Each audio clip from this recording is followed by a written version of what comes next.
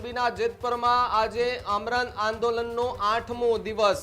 આંદોલનને સમર્થન આપવા ફરી એકવાર હજારો ખેડૂતો ઉપવાસ છાવણીમાં પહોંચ્યા। 48 કલાકમાં સરકાર લેખિતમાં જો જવાબ નહીં આપે અને માંગણી નહીં સ્વીકારે તો પછી મહિલાઓ દ્વારા બાઇક રેલી કાઢી અને આખા એ વિસ્તારની અંદર ફરી અને સાથે જ ગાંધીનગર સુધી પહોંચવાની ચીમકી પણ થાંભલા નાખે છે અટકાવવા માટે પૂરું વળતર આપે, બસ એ જ અમારી માંગ છે। આવનારા સમયમાં હજારો ખેડૂતો આમરણાંત ઉપવાસ ઉપર બેસવાની પણ તૈયારીઓ દર્શાવી રહ્યા છે।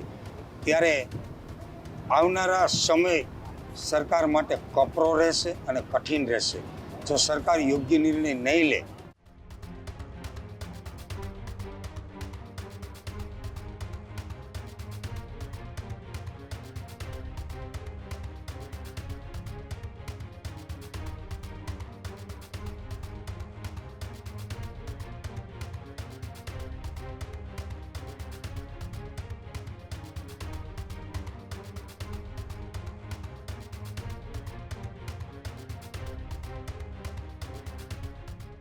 મોરબીના જેતપુરમાં આજે આમરણ આંદોલનનો 8મો દિવસ।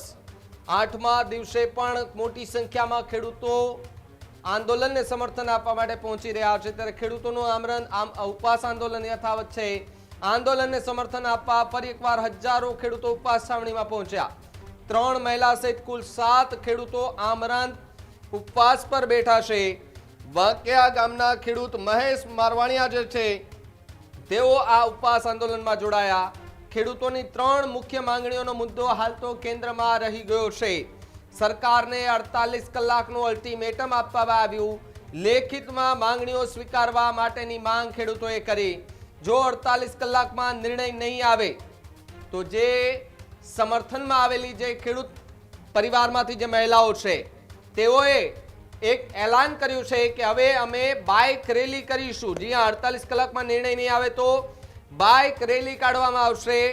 મોરબી જિલ્લાના વિવિધ વિસ્તારોમાં મહિલાઓ રેલી કાઢી અને ખેડૂતોને સમર્થન આપવા માટે લોકોને ઉજાગર કરશે। મહિલાઓ બાઇક લઈને ગાંધીનગર પહોંચવાની છે તેવી ચીમકી પણ અહીંયાથી ઉચ્ચારવામાં આવી છે। એટલે કે મોરબીનું આમરણ ઉપવાસ એ ખૂબ હવે વકરતું જોવા મળી રહ્યું છે। લગાતાર એમને સમર્થન ખેડૂતોને મળી રહ્યું છે। સમર્થન મળતા આ આંદોલન વધુ મજબૂત બનતું જોવા મળી રહ્યું છે। ત્યારે મોરબીના જેતપુર ઉપવાસ છાવણીનો આજે 8મો દિવસ હતો। 8મા દિવસે અનેક ગામોના ખેડૂતો જે છે તે ત્યાં પહોંચ્યા હતા। ખેડૂત પરિવારમાંથી આવતી જે મહિલાઓ છે તેમણે પણ નારેબાજી કરી અને ત્યાં છાવણી ખાતે પહોંચ્યા હતા અને ત્યાંથી એક એલાન કર્યું છે 48 કલાકમાં સરકાર લેખિતમાં જો જવાબ નહીં આપે અને માંગણી નહીં સ્વીકારે તો પછી મહિલાઓ દ્વારા બાઇક રેલી કાઢી અને આખા એ વિસ્તારની અંદર ફરી અને સાથે જ ગાંધીનગર સુધી પહોંચવાની ચીમકી પણ ઉચ્ચારવામાં આવી છે। અને આ વીજ પોલની લાઈન વધારી થાંભલા નાખે છે અટકાવવા માટે પૂરું વળતર આપે, બસ એ જ અમારી માંગ છે। અને આજથી હું વનસત્ર માટે બેઠો છું તો આપણે નહીં કરે તો એ ચીમકી આપશું ખેડૂતોને અને આંદોલન મોટા પાયે થઈ છે। આજે હું વાત કરી રહ્યો છું જેતપુર છાવણી એટલે કે ગુજરાત ખેડૂત ઉપવાસ છાવણી। આજે આ ગુજરાત ઉપવાસ છાવણી થઈ ગઈ છે। જે જેતપુર છાવણી હતી હજારો ખેડૂતોનું સમર્થન મળ્યું। દરેક જિલ્લાઓમાંથી અલગ ખેડૂતોનો પ્રતિસાદ મળી રહ્યો છે।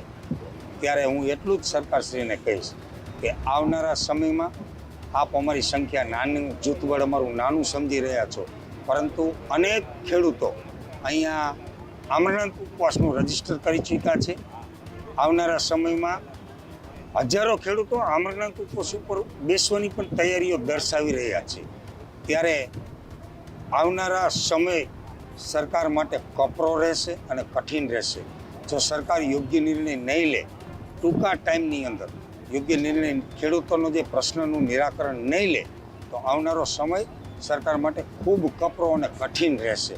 અમારી સાવચેતી, અમારી રિક્વેસ્ટ સમજે તો રિક્વેસ્ટ, ચુનૌતી સમજે તો ચુનૌતી અને ધમકી સમજે તો ધમકી। ખેડૂત ભાઈઓ છે ખેતરમાં ડ્રોન ઉડાવતા હોય છે ત્યારે આપને એક પ્રશ્ન સતાવતો હોય છે કે જે આપણે અત્યાર સુધી જીપીએસ ટેકનોલોજીવાળા ડ્રોન વાપર્યા છે, જેથી કરીને મોબાઈલ ટાવર છે અથવા તો હાઈ ટેન્શન લાઇન પસાર થતી હોય, કોઈ વૃક્ષો હોય, ત્યારે જે જીપીએસ ટેકનોલોજીવાળા ડ્રોન છે એમાં ટકરાય અને ટ્રેસ થાય છે. પણ એગ્રીઓન લાવ્યું છે GNSS ટેકનોલોજી ડ્રોન, જેથી કરીને એ ડ્રોન છે એ કોઈ જગ્યાએ ટકરાય નહીં, પોતાની રીતે જ ડિસિઝન લે છે ને મૂવ થઈ જાય છે, જેથી કરીને GNSS ટેકનોલોજી ડ્રોન છે એ વાપરવાનો આગ્રહ રાખો. અત્યારે જ ન્યૂઝરૂમ ગુજરાતની યુટ્યુબ ચેનલને સબસ્ક્રાઇબ કરો અને ઇન્સ્ટાગ્રામ અને ફેસબુક પર ફોલો કરો. અપડેટ રહો, સત્યની સાથે રહો.